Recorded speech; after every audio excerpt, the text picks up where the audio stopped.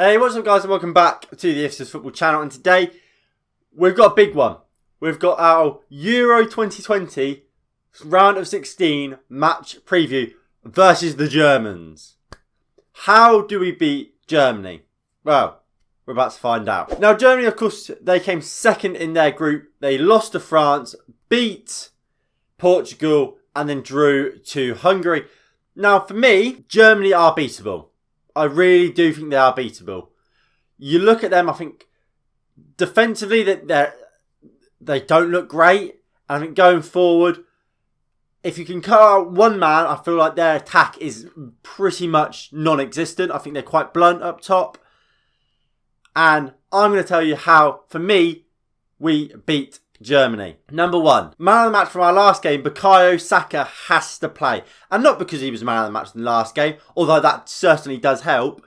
It's because of his work rate and the fact he can play multiple positions. Now, Germany, they play a 3-4-3. And they have two wing backs in Joshua Kimmich and Robin Gosens, who get really high forward. Gosens in particular has been a huge threat for Germany. He scored once, assisted once already in this tournament, had a goal disallowed against Portugal, and was at fault, was one of the reasons why Portugal scored the own goal, putting the cross in for the Ruben Dias own goal. He is an absolute pain in the arse for defenders, and he has been pretty much Germany's biggest threat going forward. So Bukayo Saka for me has to play to try and nullify him. We know Bukayo Saka. He's a workhorse, Bukayo Saka. He gets backwards, he gets forward, he's got pace for the counter-attack. And with Bukayo Saka, he's a player that has played left-back before. Might have probably played right-back, but if you've played left-back and you can play on the right, you can play as a right-back. He's a player that knows his defensive duties and isn't afraid and is willing to do them. And I think Bukayo Saka has to be playing to track the run of Gosens and help out whoever we are playing at right back. I've gone for, obviously, this is my lineup. I've gone for Reece James. Helping out Reece James defensively, supporting and stopping Gosens, while Reece James will probably somewhat have to tuck in to try and defend against either Leroy Sané, a Kai Havertz, or a Serge Gnabry, if Thomas Muller, if I didn't say him. So, for me, Bukayo has to start. Of course, like I said, the fact he got man of the match in the last game obviously helps. The fact he's so quick means on the counter-attack, when we are counter-attacking, because that is something we are going to be trying to do, because we will give Germany the majority of the ball, he'll be key to getting forward and exploiting the space that Gosens will probably leave, because Bukayo Saka is quicker than Gosens. So, Bukayo Saka for me has to start. He has to be backwards and forwards. He has to be the man. He has to be the man for me that's sticking on Gosens, tracking him the whole time, and don't let him influence or dictate this game, because when you do that, Germany will start scoring goals and will start creating problems. If you can stop him, I think you limit a lot of Germany. Number two, Jack Grealish has to play. Again, going back to what I was saying earlier, England are going to be off the ball. We're going to be defending, aren't we? We're going to let Germany have the ball and try and dictate the play. We're going to defend. So what you want when you're defending is, when you look to counter-attack, you want players that, for one, can get the ball and can dribble very, very well. Tick for Jack Grealish there. And second of all, you want someone who is more than adept at winning free kicks, taking fouls, and just giving a bit of time off your defenders, letting them reposition, letting them relax a little bit, get a breather, have a breather. And that is Jack Grealish.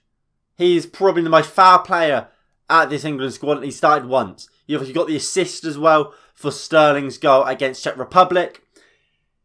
The qualities he brings, we just need it in a game where we are going to be playing on the back foot. We are going to be sitting back defending.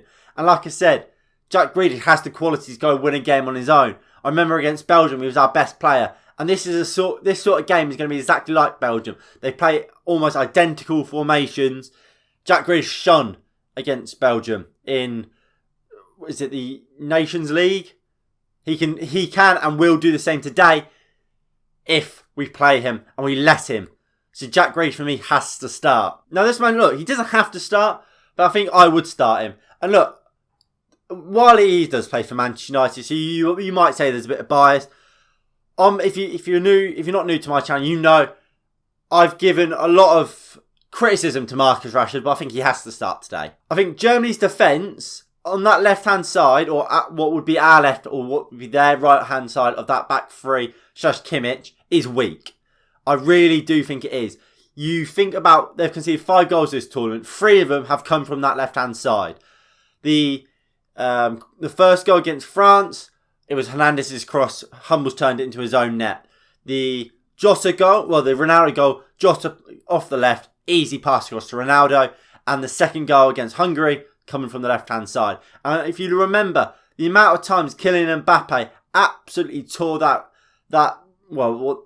side of the centre-back partnership up, it was ridiculous. It's for me a weak point. And if you can get a quick player like a Rashford who has a goal threat like Rashford, you will succeed. Ginter and Hummels are very slow. Get someone of real pace up against them, they will cause problems. And Marcus Rashford has the finishing ability, has the quick feet.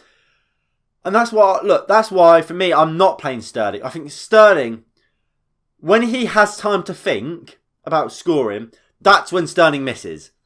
Sterling is a player that will finish on instinct. Whereas you give him time, I think we've seen, he overcomplicates it, tries to cut in too much, or tries to score something harder than it is. Where I think Rashford, he has that sort of natural finishing ability where he's run through on goal, he looks for that back post and just to slide it in. I think that's why I would play Rashford, someone who will be direct, someone who will look to try and score goals. Well, look, this could be Sterling and it could be Sancho. Both players who are very, very good at this sort of role as well. I would just go for Rashford because I think he is the most natural of the finishers out of the 3. And when you have Harry Kane dropping deep, you want someone who will run into that centre forward area. And for some reason, Gareth Southgate still believes Marcus Rashford is a number 9. I think he is the perfect fit for this sort of a game.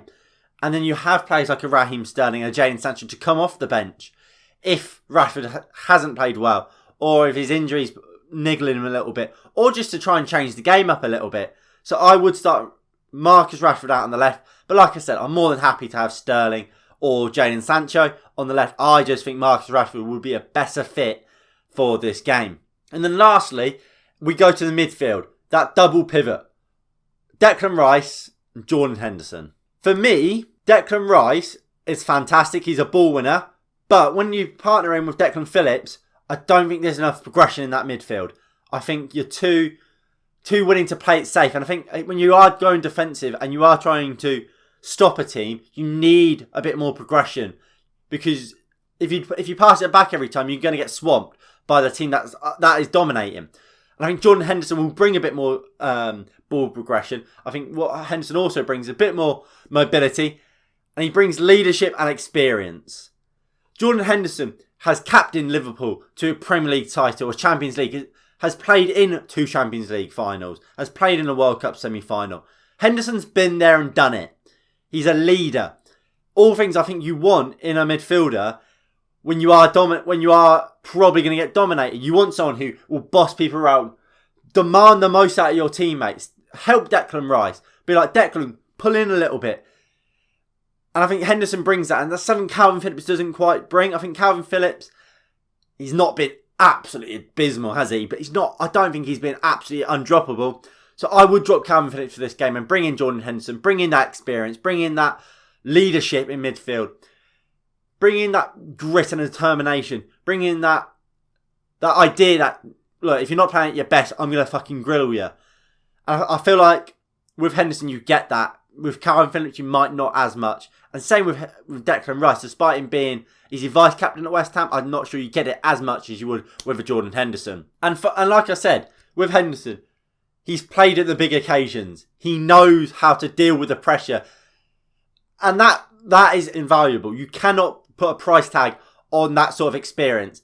And that's why I believe Jordan Henderson simply has to play this game. And if you put all of that together, so you start with Jordan Pickford in goal, you go for a back 4 of Reece James, John Stones, Harry Maguire and Luke Shaw. You go for a pivot of Henderson and Rice. You go for Rashford on the left, Grealish at 10, Bukayo Saka on the right and Harold Kane up top. We will beat the Germans, who I don't think are the Germany of old, the Germany that some people are making them out to be. I think this Germany team is beatable. I think with that team, we will beat them. Anyway, if you have enjoyed, please do hit that like button below. Subscribe if you are new and you haven't already. I hope you enjoy the game, as I will. Fingers crossed England do win this game. And I'll see you all in the next one. In a bit. Peace.